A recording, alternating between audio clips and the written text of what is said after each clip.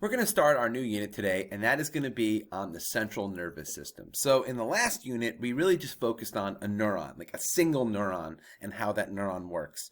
Now we're going to see, all right, well, what if we put a bunch of neurons together? How do they work? And that's what we're going to be talking about when we focus on the central nervous system.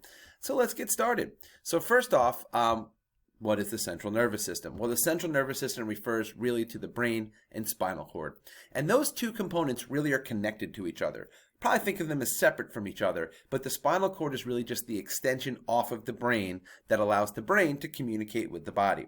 You really have to think of your brain as being isolated. It lives inside your cranium, right? So I have this little skull here. Here's our skull, and here's our cranium. And your brain lives in this space right in here. And it's really only protected by this very thin bone called the cranium. And when you think about all the jobs of your brain and what it's responsible for, that's not a whole lot of protection. It's a really thin bone. And as you can imagine, head injuries are pretty serious. I know a lot of you probably had concussions over the years. They're more and more common, mainly because of the fact that we're able to identify them better. People were getting concussions when I was a kid, just we didn't really know what they were or how to identify them, and also did not realize how dangerous they are and the lasting impact of a concussion. So what we're going to focus on first is the brain, but not so much the brain. We're going to focus on the protection of the brain and spinal cord. And the brain and spinal cord are protected by the cranium. The brain's protected by the cranium. But then there are these membranes called the meninges, and that's what we're going to be focusing on today. Meninges are these membranes that surround the brain and protect it, and also the spinal cord. So let's get started. So there's really three main layers when we're talking about meninges. One thing you probably picked up on at this point when we're talking about anatomy is that most structures actually are divided into layers, and it's almost always going to be 3 layers. That's not a coincidence. That's how organisms develop, in layers. So the 3 layers that make up these meninges that I'm talking about, these coverings of the brain and spinal cord, are called the dura mater, the arachnoid mater, and the pia mater. And I'm just going to go through the characteristics of each one, but if you take a look here, you can see in this cross section, so this would be the brain in the cranium, and you can see there are 3 layers. There's the dura mater, which is the outer layer. There's the arachnoid mater, and then we have the pia mater, which is right on the brain itself.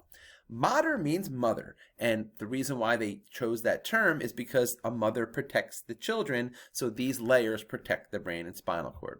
But let's go into a little more detail on these layers. So the first layer is the dura mater. Dura means tough, like durable, and that is what the dura mater is. It's extremely tough.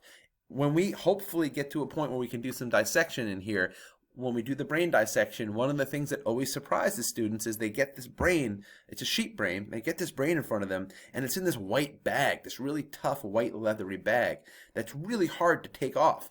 And it's not a bag, that's the dura mater. The dura mater is a really tough, thick layer, and it has blood vessels, it has nerves in there, and it actually connects to the underside of the cranium. So if I have my cranium here, the dura mater would actually be attached to the inside of the interior surface of that cranium.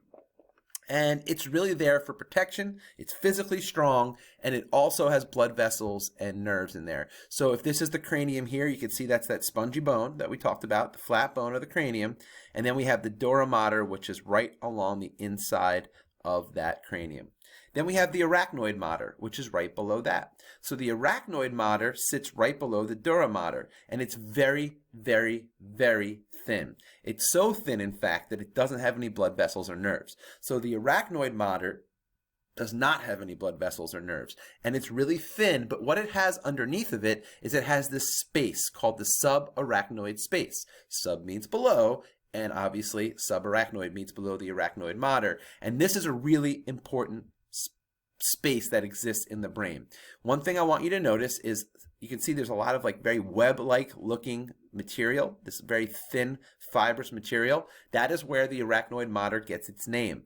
Arachnoid means spider, and this kind of looks like spider webs, right? So this subarachnoid space has this very thin fibrous material that is filling that space, but there's also going to be blood vessels and neurons in there, but more importantly, this is where the cerebral spinal fluid exists. So we're going to talk more about cerebral spinal fluid in this unit, but the cerebral spinal fluid is a liquid that surrounds and protects the brain and the spinal cord, and that is found in this space between the arachnoid mater and then the final layer, which is called the pia mater. And the pia mater is actually on the brain itself. It's actually attached directly to the brain, and it follows the contours of the brain. So like, for example, if you've ever seen a brain before, it's got all those, they're called convolutions, those ridges and bumps. Those, the pia mater is actually attached to the brain. And that does have blood vessels and nerves. Now, one thing that you may not have known before is your brain itself does not have pain receptors in it. So your brain does not feel pain, but the layers on the outside of the brain feel pain. So for example, when you have a headache, right, it feels like you have this pain on the outside of your skull. That's because that is where the pain actually is. When your brain expands, it pushes on these layers and it causes pain. So the actual brain itself doesn't have any pain receptors. The pain receptors are in these layers that surround the brain. So that's going to be your pia mater, that innermost layer. This is a great diagram. This is a very well dissected. This is an actual human skull, cranium that's been dissected. And I like this because you can see the layers very easily. So we have our scalp, which is the skin. So that's going to be your epidermis. And then when you peel that back, you have your muscle layer underneath that. So this is going to be your aponeurosis on top of the skull. This is the frontal muscle and your occipital muscle on the back. So this is the muscle layer. If you peel back the muscle layer, you're going to get your periosteum, which is that layer of tissue that surrounds the bones. And if you peel off the periosteum, now you got your bone. So now we're at the cranium level. This is the bone level. If you cut away the bone with a bone saw, what you end up with is you have this space. The dura mater is this white, very thick, white, fibrous material, the outermost layer. And then when you peel that back, you have your arachnoid mater. You can see this kind of looks reddish, a little pinkish in color. And below that, we have our subarachnoid space. So that's that space that would be full of cerebral spinal fluid. And then finally, you have your brain right here, and that actually has the pia mater right on there. So this is just a great image of all those layers peeled off one at a time. A little more about the meninges, and then we're going to finish up with this lecture. So for one thing, we have a space that exists called the dural sinus. And the dural sinus is a space that forms actually at the top of the skull. So it's the top of the skull where the dura mater splits into two layers. So I'm actually going to go back a slide to show you where that is. So if you take a look here, you can only really see it in the corner, but you can see there's a little space right here. This is the dural sinus because the dura mater actually splits at this point, and it makes a little space at the top of the skull that goes right down the middle, and that is called the dural sinus. And you may have felt this before. If you've ever had a headache that kind of shoots up the middle of your skull, that is probably because there's pressure in that dural sinus. So the dural sinus is that space where the dura mater splits into two layers. Now, a subdural hematoma is a really serious condition. It's actually deadly. It's why you may have heard stories like this before. Somebody falls and hits their head really bad, and they get up and they feel kind of weird, but they think they're okay. And they go about their day, and the whole day they just feel a little dizzy, a little off. Maybe they even throw up a couple times. You know, maybe they have, you're like, oh, they might have a concussion. And then the next day they wake up and they still feel a little off, and then halfway through the day they just drop dead, right? That sounds crazy, right? How could that even happen? The reason why that happens is because in that patient, in that person, what ended up happening was there was a contusion, which is basically means a blood vessel breaks. And what happens is there's only so much space in this area for liquid, for fluid.